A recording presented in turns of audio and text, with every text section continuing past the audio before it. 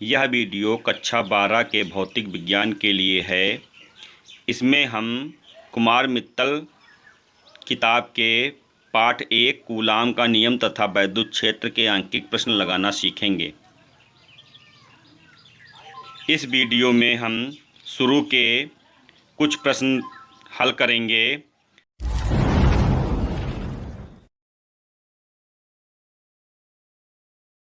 प्रश्न number 1, electron पर 1.6 × 10⁻⁻19 coulomb ऋण आवेश होता है। अल्फा कण पर कितना आवेश होगा? अल्फा कण पर आवेश 2 इलेक्ट्रॉन के बराबर होता है। हल में देखेंगे आप। अल्फा कण पर आवेश हल करने के लिए सूत्र Q = Ne का इस्तेमाल करेंगे। n का मान 2 होगा। अल्फा कण हीलियम नाभिक होता है। यह बात आपको रसायन विज्ञान में पढ़ाई गई होगी। मान रख देंगे 2 × 1.6 × 10⁻⁻19 बराबर 3.2 × 10⁻⁻19। ये C लिखा हुआ है। C का मतलब कूलाम है।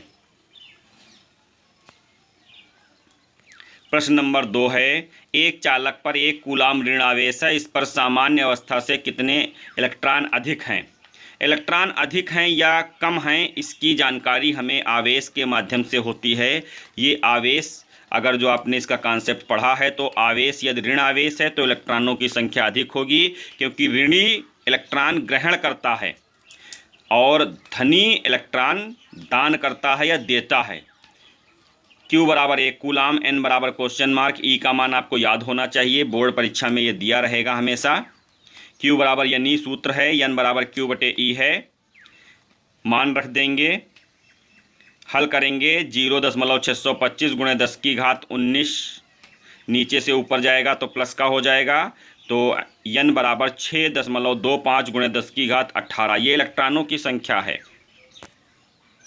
प्रश्न नंबर 3, एक चालक पर 2.4 × 10⁻−18 कूलाम धन आवेश है। इस चालक पर कितने इलेक्ट्रॉनों की अधिकता या कमी है? इसमें दोनों बातें लिखी हैं। क्योंकि धन आवेश है, इसका मतलब इलेक्ट्रॉनों की कमी होगी। सूत्र वही लगेगा, Q = Ne, N = Q/E। N का मान रखेंगे, N बराबर मान रख देंगे Q और E के। हल करेंगे तो हल करने पर 15 इलेक्ट्रॉन आ जाएगा, यानी 15 इलेक्ट्रॉनों की कमी हो जाएगी।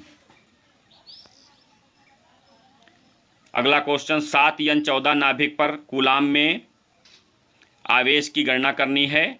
7N14, N का मतलब नाइट्रोजन का ये है। हालांकि इसकी आपको कोई आवश्यकता जानने की नहीं, लेकिन फिर भी मालूम होना चाहिए क्योंकि आप इंटरमीडिएट के छात्र हैं। नीचे लिखी हुई संख्या आवेश, इलेक्ट्रॉनों की संख्या, प्रोटॉनों की संख्या को प्रदर्शित करती है, जिसे परमाणु क्रमांक भी कहते हैं। ऊपर द्रव्यमान संख्या होती है। हालांकि इसकी आपको कोई आवश्यकता नहीं भौतिक विज्ञान में पड़ती है। केवल नीचे वाली संख्या नहीं, परमाणु क्रमांक से आपका काम चल जाएगा।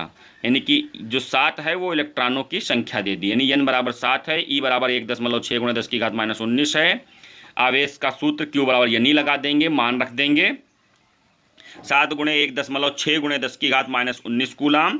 Q = 11.2 × 10⁻⁻19 coulomb. उत्तर आ जाएगा। चलते हैं अगले प्रश्न की ओर। यदि जल का परावैद्युतांक 81 हो तो इसकी निरपेक्ष वैद्युतशीलता कितनी होगी? परावैद्युतांक दिया, यानी कि ये K का मान दिया हुआ है।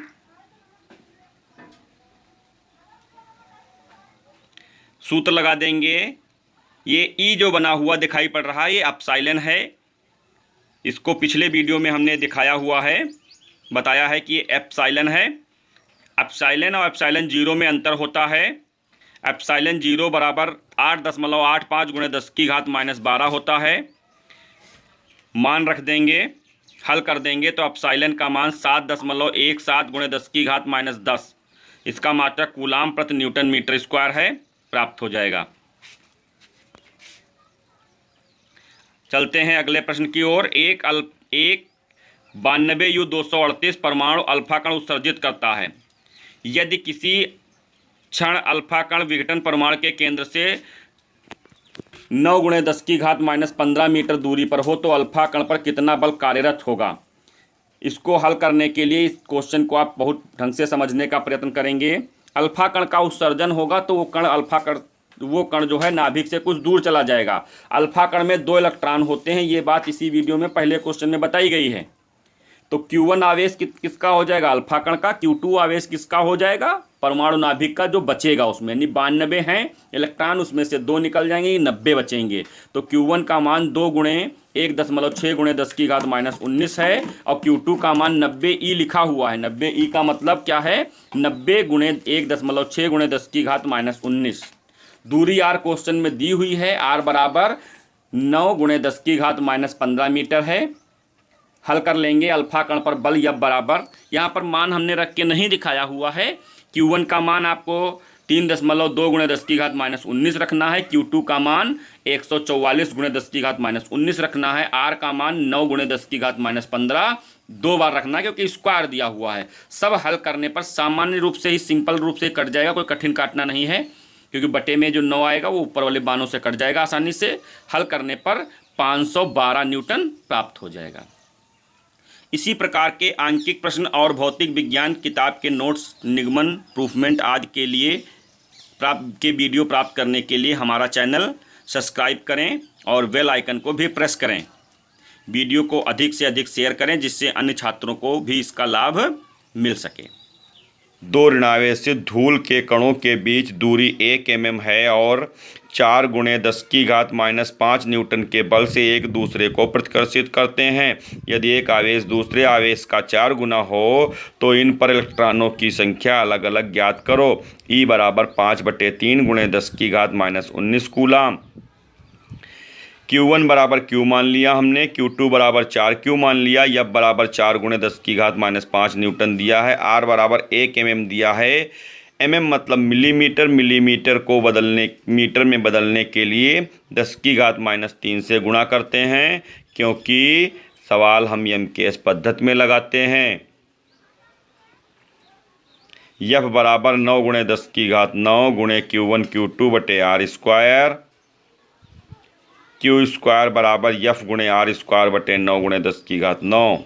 Q स्क्वायर बराबर समस्त मान रख दिए, F का मान रख दिया, R का मान रख दिया। स्क्वायर है इसलिए 2 बार लिखा हुआ है। Q स्क्वायर बराबर 10⁻20 बटे 9 आ जाएगा। Q बराबर 10⁻10 बटे 3 आ जाएगा। इलेक्ट्रॉनों की संख्या ज्ञात करनी है। Q बराबर NE, N बराबर Q बटे E, मान रख देंगे, हल कर देंगे। N का मान 2 गुणे 10⁸ प्राप्त हो जाएगा। यह संख्या है, इसलिए इसका कोई मात्रक नहीं है। चलते हैं अगले प्रश्न की ओर। 2 विद्युत रोधी छोटे गोले परस्पर रगड़े जाते हैं तथा परस्पर 1 cm दूरी पर रखे जाते हैं। यदि ये परस्पर 0.1 न्यूटन के बल से आकर्षित करें तो रगड़ने के दौरान एक गोले से दूसरे गोले पर कितने इलेक्ट्रॉन स्थानांतरित हुए? Q1 Q2 बराबर NE, क्योंकि जितने इलेक्ट्रॉन इस पर से स्थानांतरित होंगे उतने ही दूसरा ग्रहण करेगा, इसलिए ये दोनों मात्राएं बराबर होंगी। F बराबर 9 गुणे 10⁹ Q स्क्वायर बटे R स्क्वायर। Q1 Q2 की जगह पर Q रखा गया तो Q स्क्वायर हो जाएगा। Q स्क्वायर बराबर F गुणे R स्क्वायर बटे 9 गुणे 10⁹। F का मान 0.1 गुणे R का मान 10⁻²। सेंटीमीटर में को मीटर में कन्वर्ट किया गया, 10⁻² था, स्क्वायर लगा तो 10⁻4 आ गया। ये सब हल करने के पश्चात 10 गुणे 10⁻14 बटे 9 प्राप्त हुआ। ये Q स्क्वायर का मान है, तो Q का मान निकालेंगे। Q बराबर 10⁻7 बटे 3। N बराबर Q बटे E, Q का मान 10⁻7 बटे 3 है और E का मान 1.6 गुणे 10⁻19 है। हल करने पर N का मान 2.1 गुणे 10⁻11। ये संख्या लगभग में आई है, क्योंकि काटेंगे तो इसके आगे के भी 2-3 मान प्राप्त होंगे। चलते हैं अगले प्रश्न की ओर। +2 माइक्रोकूलाम था +6 माइक्रोकूलाम के 2 बिंदु आवेश परस्पर 12 न्यूटन के बल से प्रतिकर्षित करते हैं। इन आवेशों में प्रत्येक को -4 कूलाम आवेश दिया जाए तो नया बल कितना होगा? प्रथम दशा में F1 बराबर 9 गुणे 10⁹ Q1 Q2 बटे R स्क्वायर मान रख दिया हमने, हल नहीं किया है, द्वितीय दशा में F2 बराबर 9 गुणे 10 की घात 9, फिर मान रख दिया। इसमें मान जो रखे हैं पहले वाले में 2 और 6 सीधे रखे हैं 10 की घात -6 से गुणा करके, लेकिन दूसरे में दोनों 2 रखे हैं। हमने ब्रैकेट में डिब्बे में दिखाया है आपको Q1 बराबर +2 -4, क्योंकि -4 दिया गया है इसलिए 2 बचेगा, +6 -4 इसमें भी 2 बचेगा, उसमें -2 इसमें +2। यहाँ पर बल और वैद्युत क्षेत्र की तीव्रता में माइनस चिन्ह केवल दिशा को प्रदर्शित करते हैं, जबकि जब हम विभव वाले सवाल लगाएंगे तो वहाँ पर माइनस चिन्ह सहित मान रखेंगे।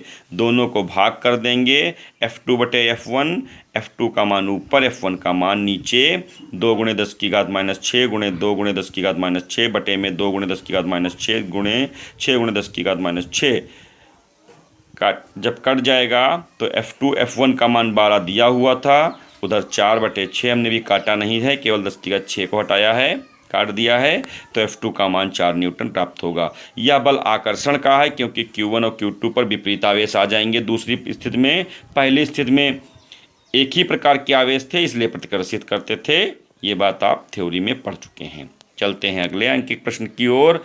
5 गुणे 10 की घात -4 कूलाम के आवेश पर 2.25 न्यूटन का बल कार्य करता है। उस बिंदु पर वैद्युत क्षेत्र की तीव्रता की गणना करनी है।